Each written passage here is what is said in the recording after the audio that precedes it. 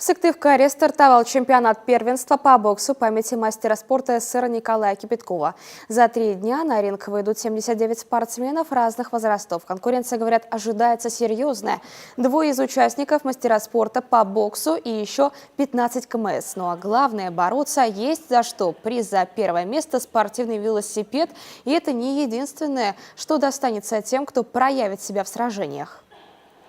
Тут готовится отбор тех ребят, которые уже будут, как сборная города Сыктывкара, которая принимает будет участие в соревнованиях.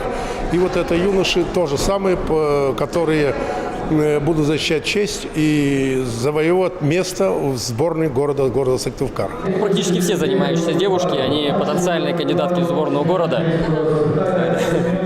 Там конкуренция поменьше пока.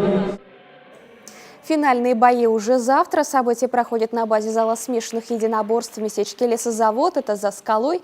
Приходите болеть за наших.